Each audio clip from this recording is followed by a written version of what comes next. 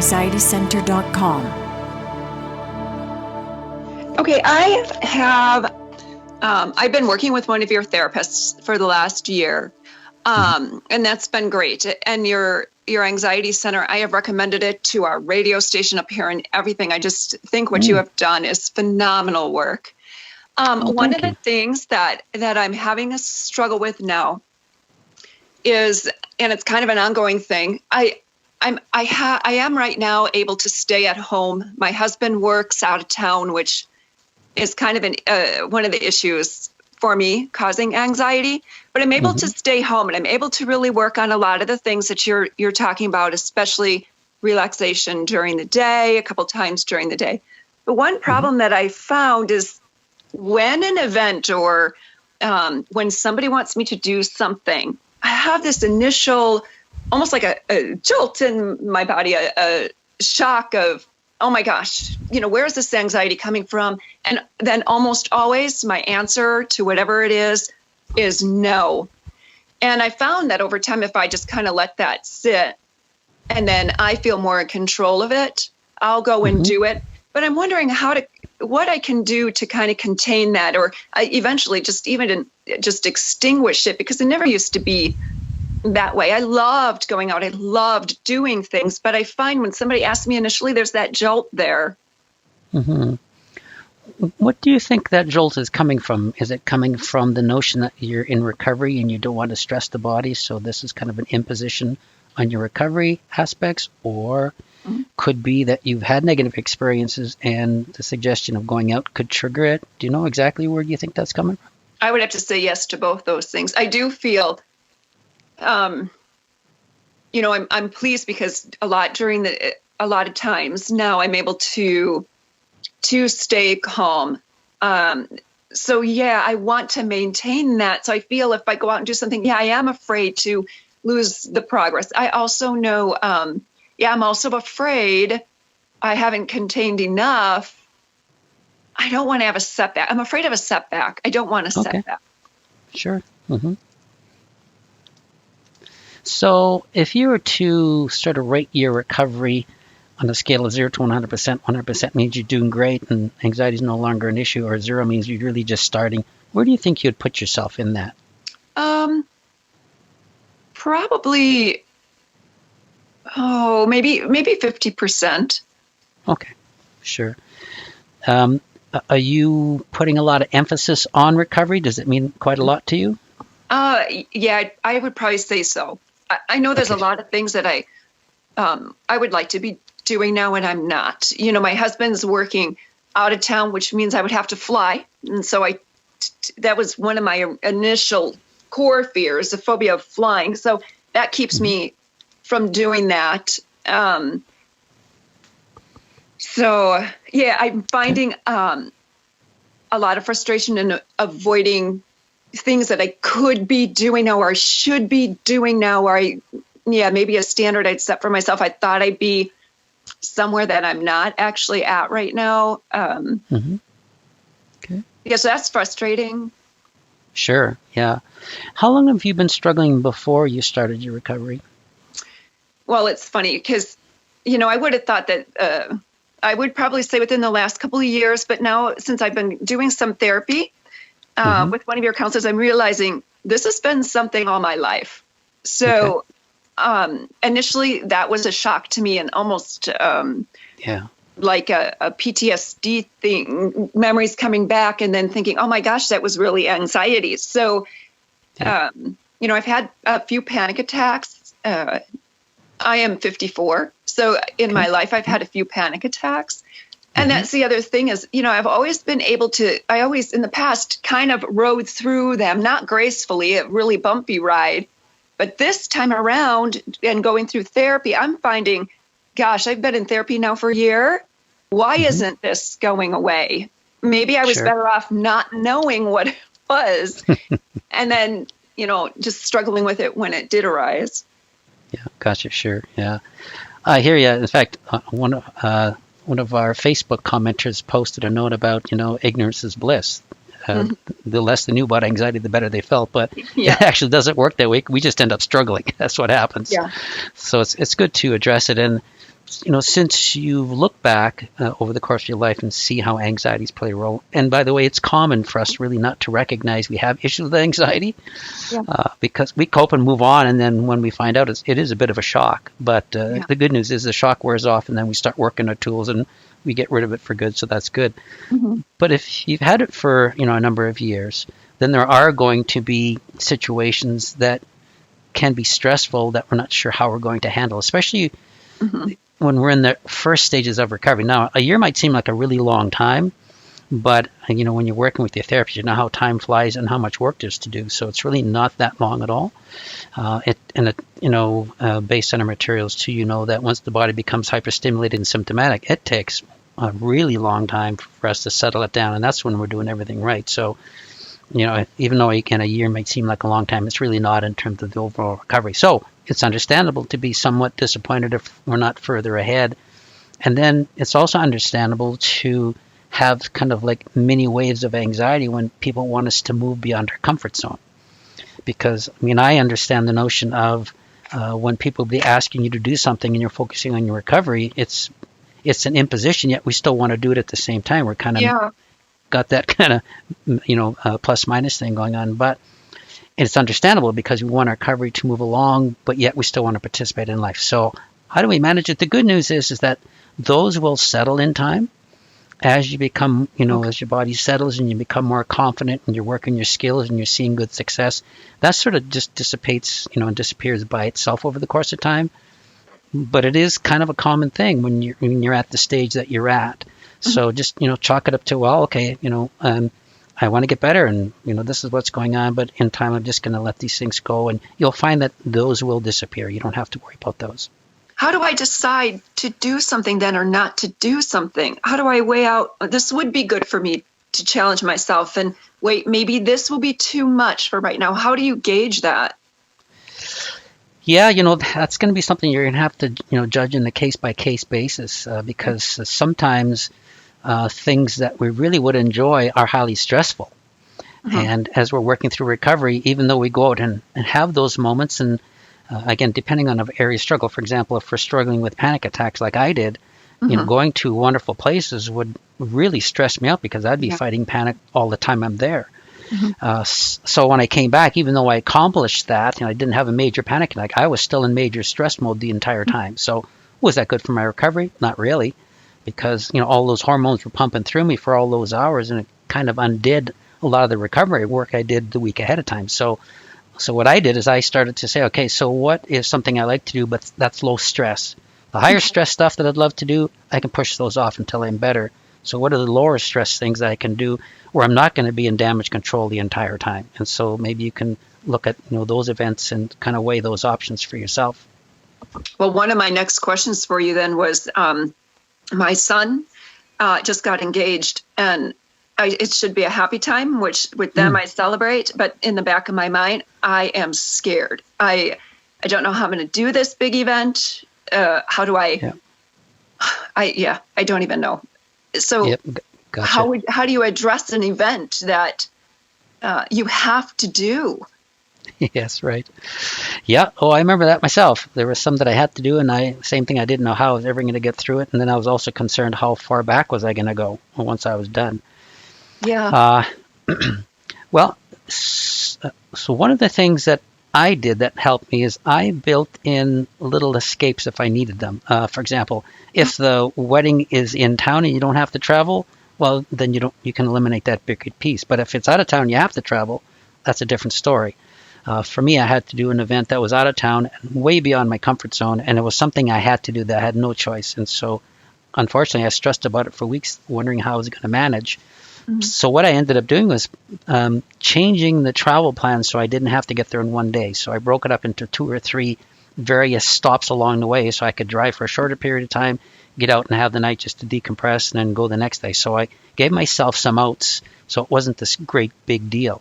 So if you look at the thing that the wedding that's coming up, find ways where you can give yourself breaks, and also recognize that this might not be the time where you have to jump in with both feet and do everything, if you know what I mean.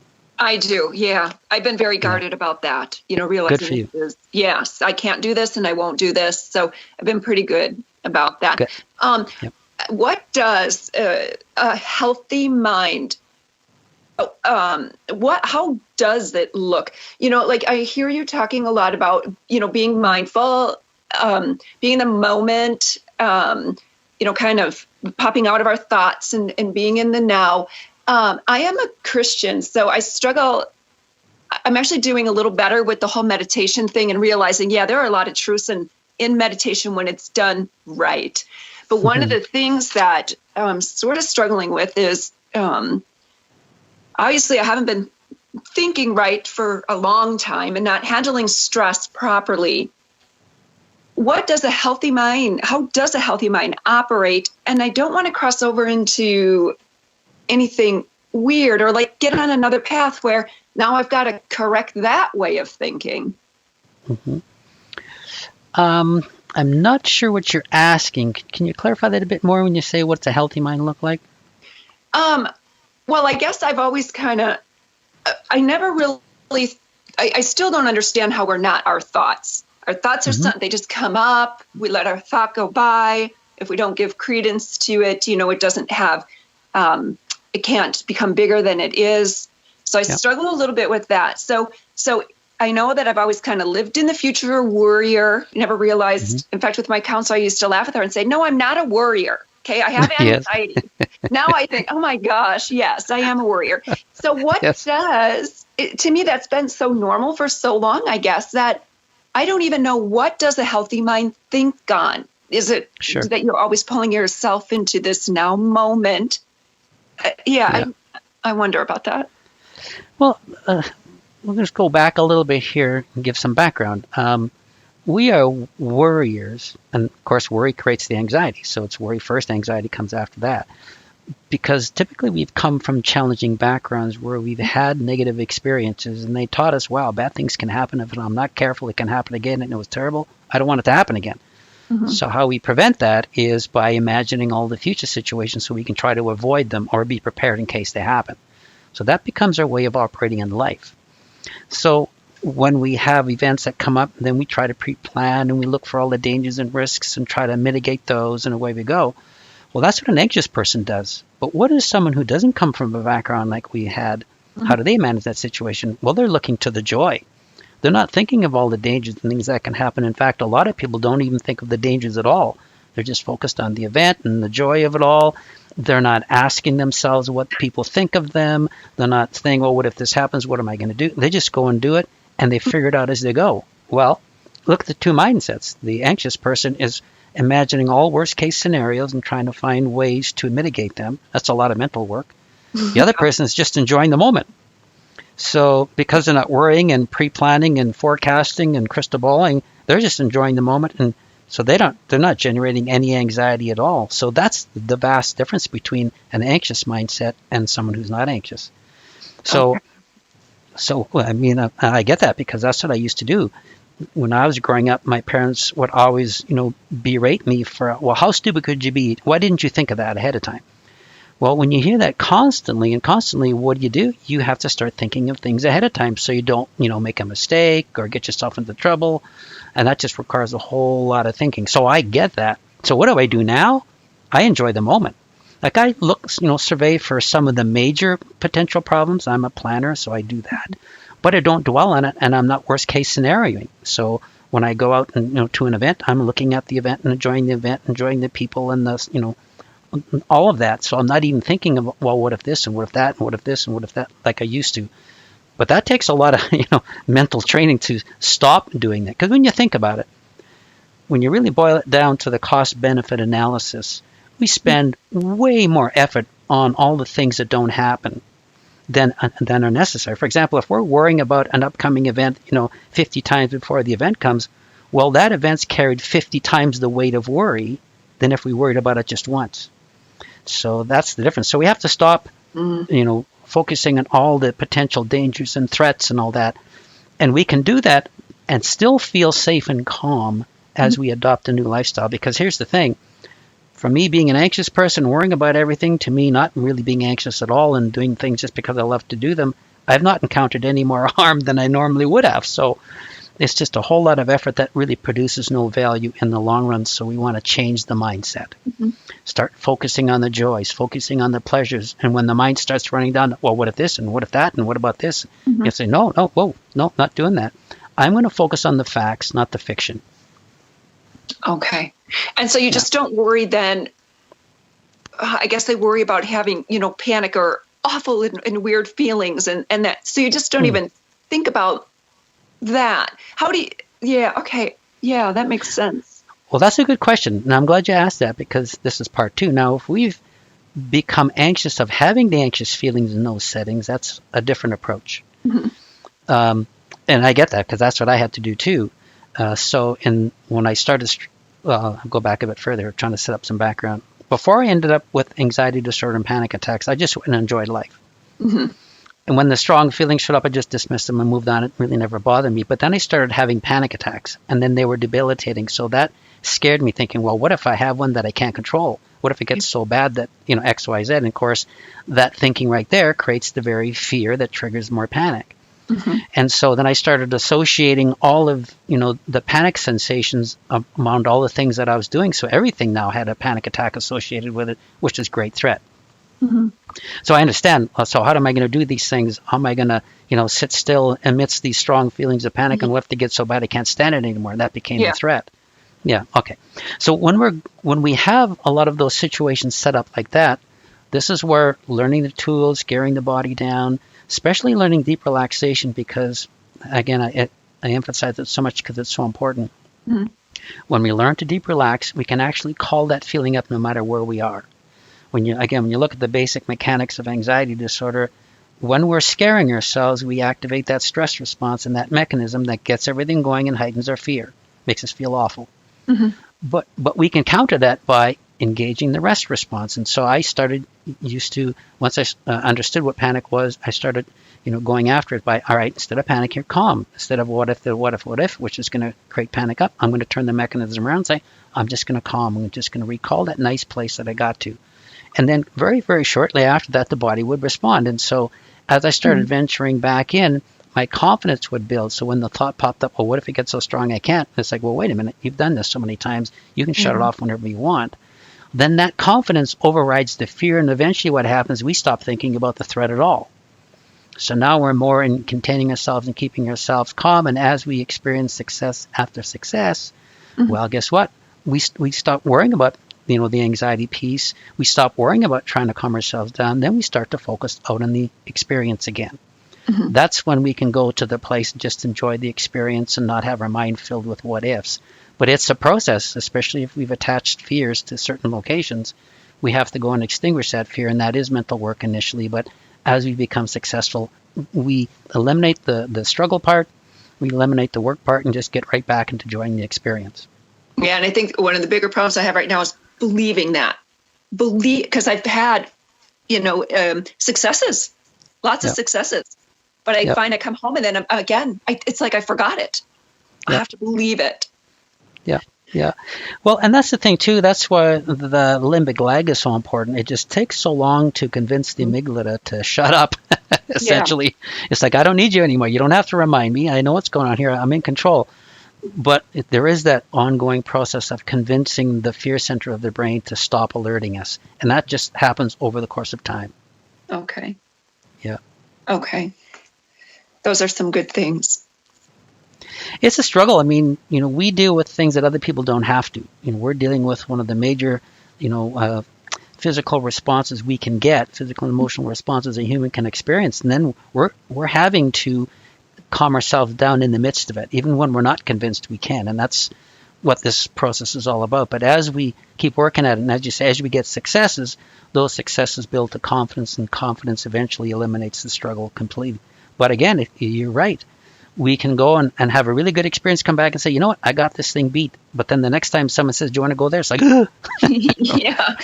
yeah, exactly. Yeah. And that's the other sad part for me is I think, how in the world did I get here?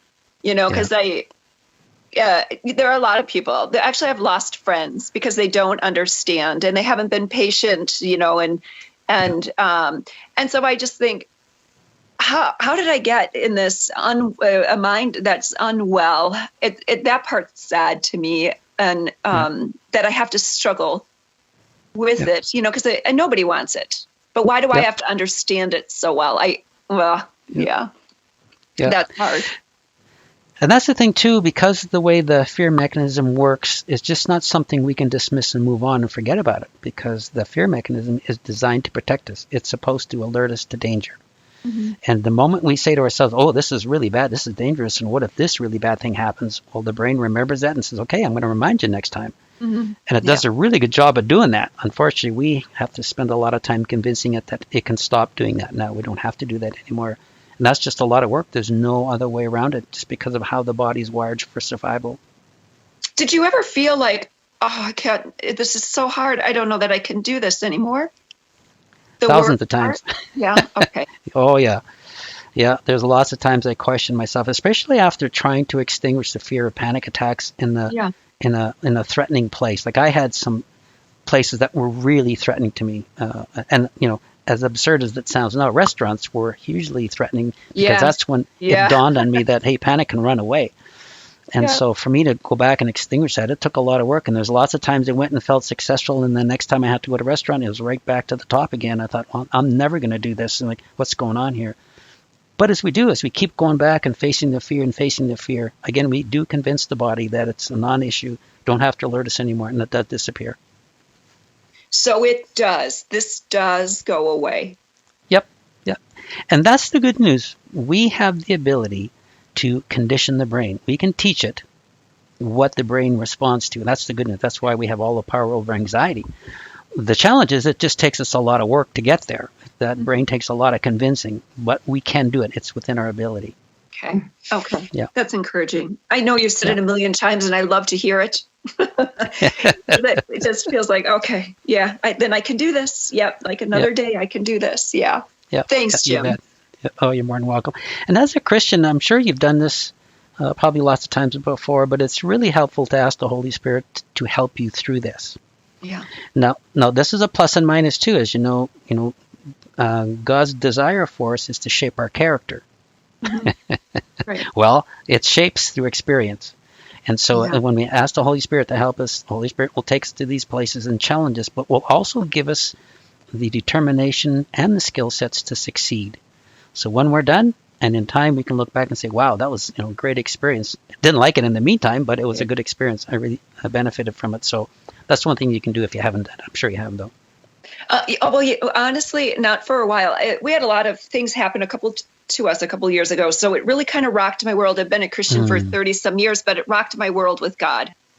So I've had to come to know him again, but it's different now. I see God's never left, that he's always been there. And no matter what he brings on my platter to help me, to encourage me, it's been from him. So I'm still kind of struggling, because sometimes I know everybody knows, when you're a believer and you're hit with hard things, you start to question God. At least I did anyway. So that's pretty normal, I think. God always says, you take all your cares to him because he cares for you. But if he cares for me, why is this happening? Why is this struggle going on? And God, you could prevent this easy with one word. It would have been done. What am I doing with it now? So it's easy. But again, when you look at the purpose in it, like what is the purpose? It's usually character development, or it could be circumstances in life that he allowed into our lives. One of the two. I mean, we've gone through a number of those. We don't like it, but we know he's always on the throne, and he always has our best interest in mind. And there will be a day when we're going to sit and say, Lord, why did you let that happen? And he'll explain it. And we go, oh, I get it. Yes. And I can already see now some of the benefits to this, because I think we live in a world now where anxiety is heightened. And I am running into so many people who are struggling with how to cope with this. So I think God is equipping. I see God has already equipped you. And I love your testimony about why you started Anxiety Center. In fact, our local radio station, I called them once. A mother had called scared about her daughter, and they took down all the information for your site. So I think God is using using ourselves, all those that are becoming victorious, because this day and age, there's a lot of struggles with anxiety. Yeah, there sure is. It's interesting too, looking at some of the trends. All of the trends in the last 5 to 10 years are negative. The research came out just the other day that I was really fascinated by. Being a past musician, it tracked, music, the positive or negative emotion of music over the last 10 years, and it's a steady decline. Lyrics are negative, the melodies are negative, as opposed to 10, 15 years ago where things were more optimistic. So everything's taking a negative trajectory, but on the opposite direction, mental health issues are going up. Depression's going up, suicides are going up, unhappiness is going up. It's like, whoa, there's a great change here. And for those who are working through anxiety disorder recovery right now, they're gaining skills that they can pass on to these generations who are struggling, because the younger generation is going to struggle way harder than we ever have. So the skills that you're learning, even though they're difficult, they're going to be benefiting probably another whole wave behind you, or wake behind you, of people who can benefit. So God always has a plan in mind, and we just have to trust in what he allows into our lives. How do you stay separate from, to be honest, suicide is a trigger word for me. It causes all kinds of fear. And I've talked with my counselor about that, and we recognize that's just a trigger. It's a fear thing. How do you separate from that? How do you separate from issues you hear other people having and not take those on yourself? The thing that really helped me was boundaries. Understanding where the personal responsibility begins and ends. Okay. Prior to me learning boundaries, I was kind of an emotional sponge. I took all the hurts on of everybody, and I really distressed about their hurts, thinking that was a really good way to love people. But then as I worked through boundaries, it's like, whoa, wait a minute, that's just a really unhealthy way to interact in the world. We can still feel empathetic and compassionate, but we don't have to own their hurts. And so boundaries, allowed me to look at the world in a fair way and moderate how I respond to it, so that I'm not absorbing everybody else's stuff. Because, one way to look at it is each of us have our own backpack of things that God wants us to carry. He doesn't want me to carry all your stuff, and he doesn't want you to carry all somebody else's stuff. And their stuff is going to be different than yours. Your job is to carry yours. And that's a good way to look at it. I have my burdens, and I'm just going to focus on dealing with mine. That doesn't mean I can't reach out and help people at times, but it means I'm not taking the responsibility of, getting rid of their burden. That's their job. So boundaries has really been helpful for me to separate, myself from all the other things that are going on. Now, the other thing too, with anxiety disorder, often when we start working in it, we have a mindset to begin with that says, well, what if my anxiety gets so bad I'm just going to do something I don't want to do? And that becomes a threat. Yeah. One of the main threats where people, really trigger on depression is because they say, what if I get so depressed I just kill myself? Well, when you look back at the thinking process, it's, well, what if my thoughts get so bad and I feel so bad I'm just going to kill myself and there's nothing I can do about it? Well, that's been so prevalent in society that, it's a chemical imbalance or it's a genetic thing. There's not much you can do. You need to take medication over and over again. But those aren't the truth. The truth is we're in charge of what we think and do. No matter how anxious we get, no matter how depressed we get, we still have a choice in the matter. And that choice gives us power. And as a Christian, we know we have way more power than just our own. So even though the threat is there, it's really an unwarranted threat. Now, that doesn't mean people don't kill themselves, because they do.